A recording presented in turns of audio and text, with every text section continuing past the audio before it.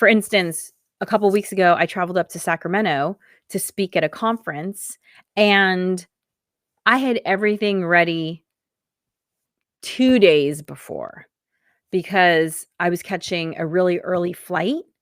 And so it wasn't enough to be done the night before. I needed to be done 2 nights before so that my last day in town, I could just kind of double check like, yes, I have my computer, I have the books I have any props I'm bringing. I had to bring like a laser light pointer, I had to bring my computer.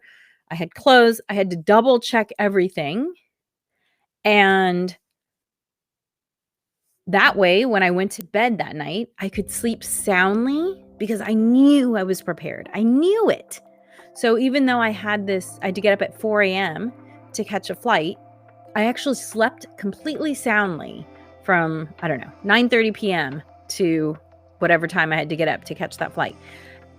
Soundly, because I knew that I was prepared. So, planning, Keystone Habit, one of my favorites, as you know. Of course, you know, because the name of this podcast is the Harness the Power of Planning podcast. And on today's episode, it's part 2 of number 97. I'm talking about Keystone Habits, what they are, and why you want to incorporate them into your life. Hint, they help you in many, many ways for very little effort. On this episode, starting now. Hi, Alegre here with Beyond Your Wildest Dreams. Thank you for joining me on this Thursday. And if you're listening to the recording, thank you for listening to the Harness the Power of Planning podcast.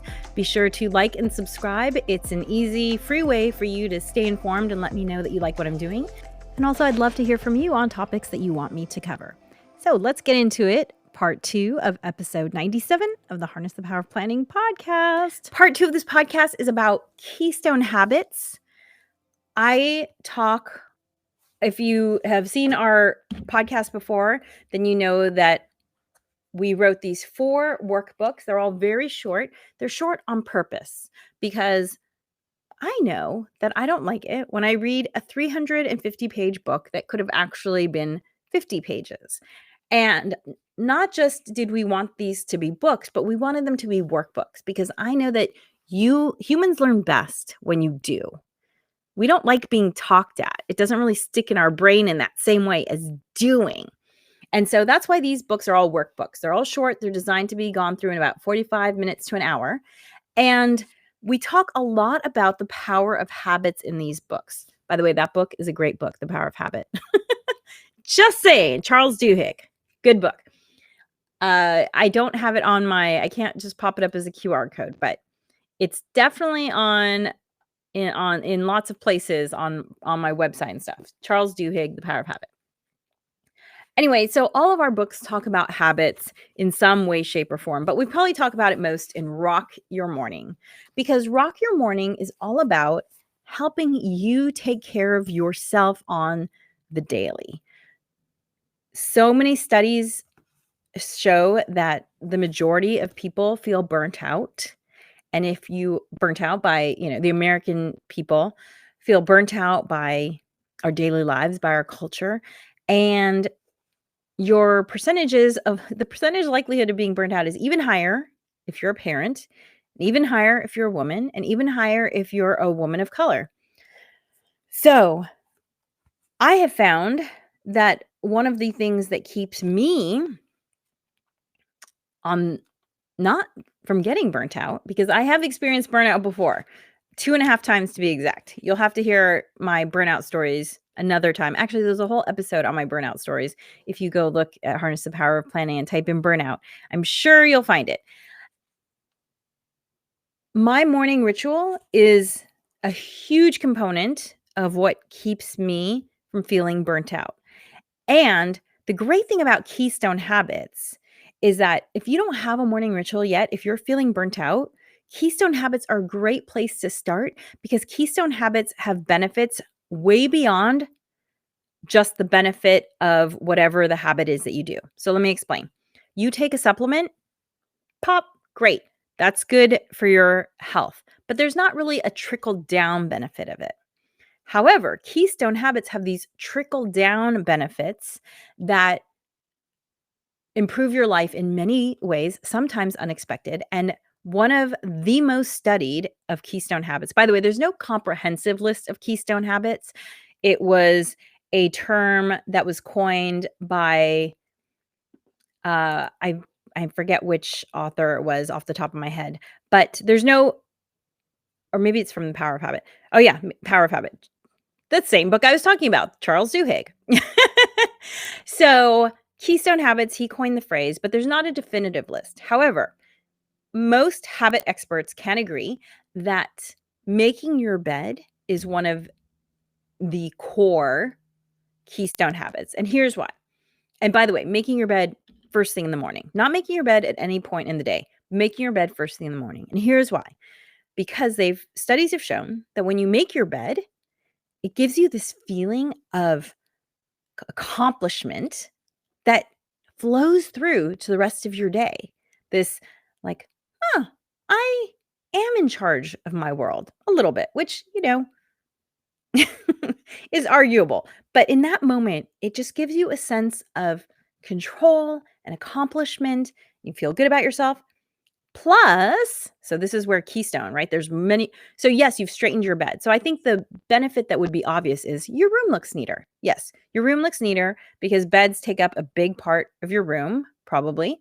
So your room looks neater, but the trickle down, the fact that it affects other parts of your life are things like this.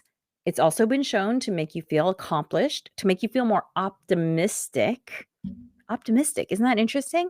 But to me, I think the most surprising benefit of making your bed has been shown that it helps to improve sleep that following night.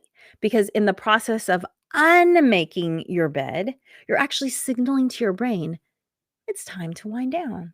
It's time to recharge. I am going to go. It's sending a signal to prepare you for a good night's sleep. So that's the benefit of Keystone Habits, is that they benefit you in so many aspects of your life, far beyond just the initial obvious one, such as straightening your room. So what are some other Keystone Habits? One is dressing better. Another one is cooking from scratch, right? Because cooking from scratch will not only improve your health, but it will improve your budget because cooking from scratch is so much less expensive. Plus, it gives you a sense of accomplishment. And here's the thing I love about cooking from scratch. It feeds this creativity urge that I have. I love to be creative, and sometimes that manifests itself as drawing. Sometimes it manifests itself as crocheting. And cooking also scratches that itch for me. Plus, I get the satisfaction of knowing that I'm taking care of my loved ones by cooking from scratch. So many benefits. I really love that one as well. Exercising in the morning, planning. Planning is a keystone habit. Probably one of my favorite keystone habits, because planning also gives you a sense of accomplishment. It gives you a sense of having some control over your life, but it keeps your brain nimble in a really interesting way, because it just leaves you looking for opportunities to do the things that you want to do. It also is amazing for reducing stress and anxiety, which is why part of my evening ritual is actually to look at my planner. So I'm sitting at my desk right now, and I have my planner is here, as it always is, just open right in front of my desk. The last thing I do before I step away from my desk at night is I look at my planner. I look at everything that I have happening the next day. I set any alarms I need into my phone. Like I had an alarm that went off this morning for doing this podcast, but that's already on autopilot because I do this every week. But I have an alarm that goes off to remind me of whatever it is that I have to do. For instance, I have an alarm for getting a haircut later today. So I set my alarms, and then I go to bed.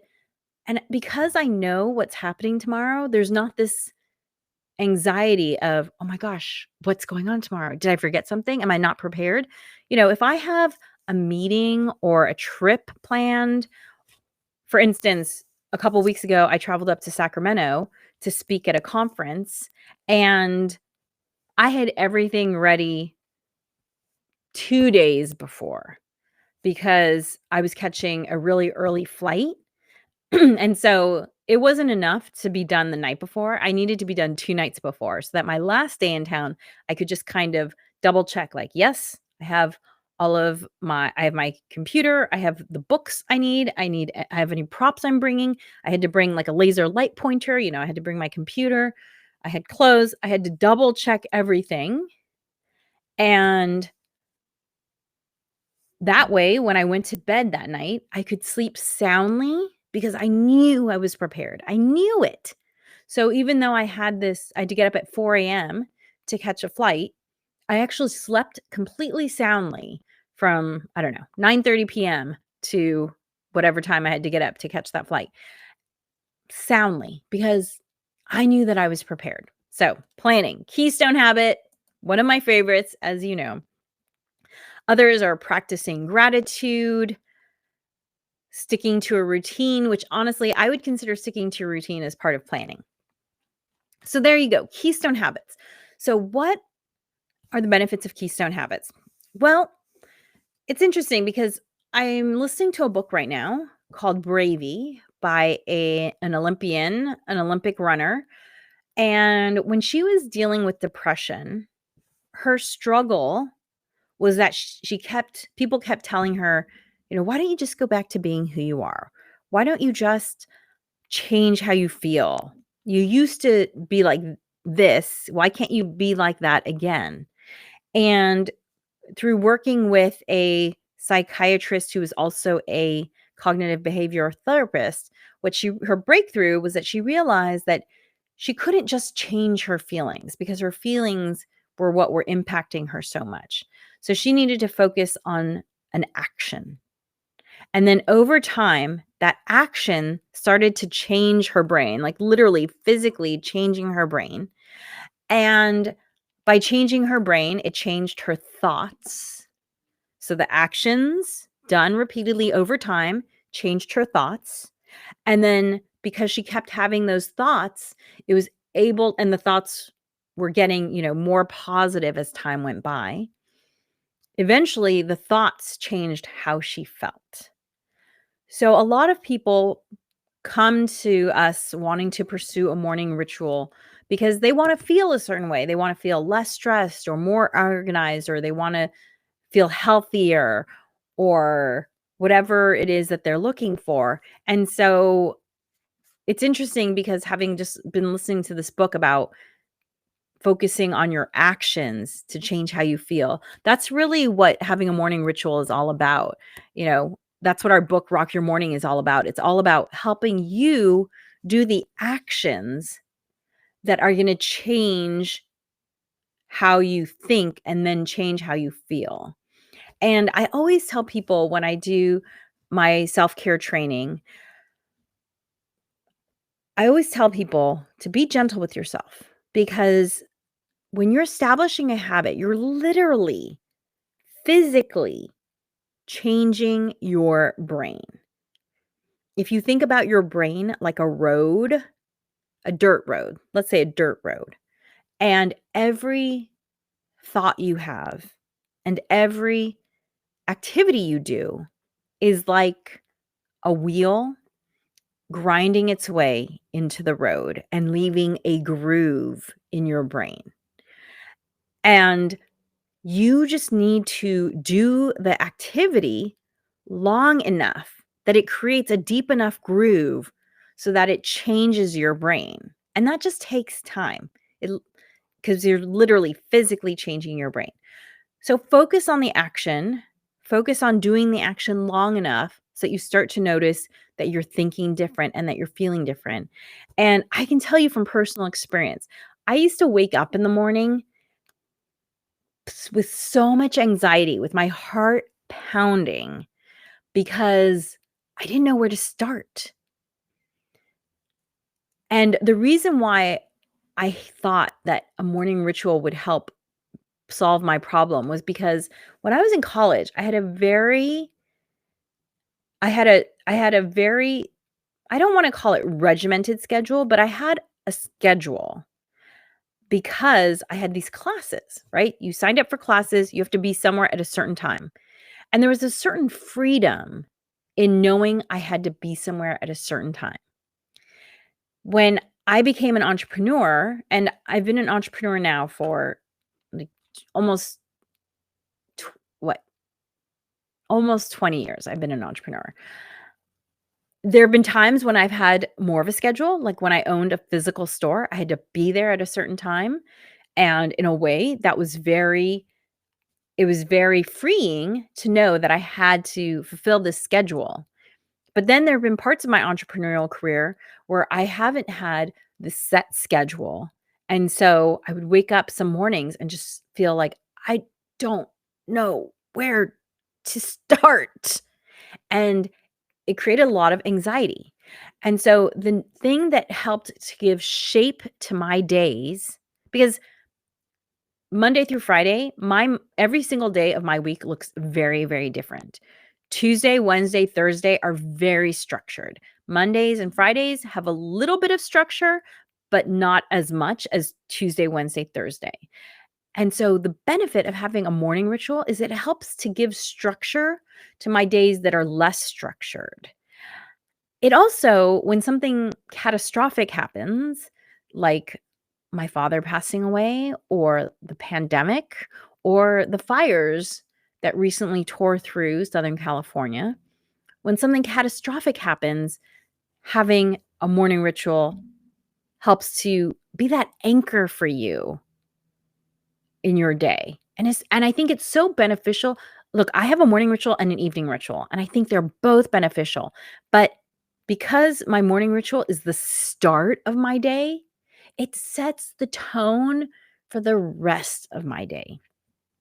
So I would encourage you, if right now you can only wrap your head around an evening ritual, great. But I want you to have in the back of your head, I'm going to work on a morning ritual because it's going to set the tone for my entire day. And if you don't know where to start, what I would suggest is that you start with one of these keystone habits. Pick a keystone. Look, I like making your bed, one, because it's so studied, two, because it's something you can do the minute you pop out of bed. So in terms of giving yourself a win immediately, right? Just waking up and make your bed and you're like, woohoo, I'm a winner. I think that's really beneficial. Also, the great thing about making your bed is it takes, I don't know, 10 seconds, 30 seconds. If you have a lot of pillows, it takes me about 10 seconds. So it's fast.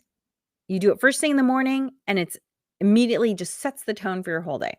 So if you don't know where to start with making your bed because it's just a great keystone habit.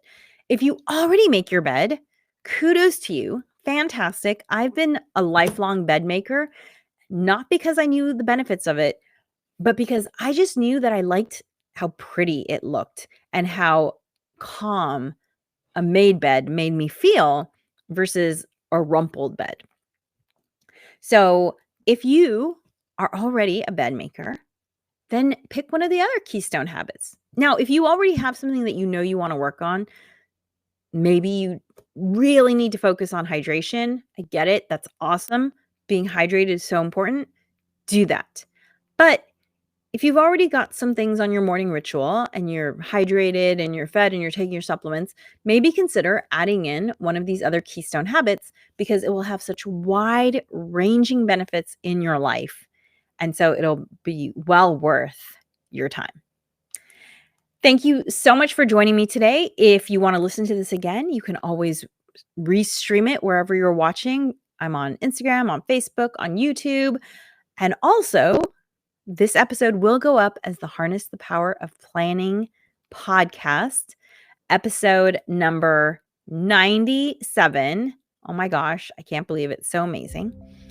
And if you are ready to take your planning journey to the next level, then check out our on-demand life design course, Harness the Power of Planning. You can find that at tinyurl.com/HPOP on demand. That's HPOPONDEMAND. And there you will find our 6-step process to helping you design your life in a purposeful, integrous way. Thank you so much for joining me. Remember, planning makes everything easier.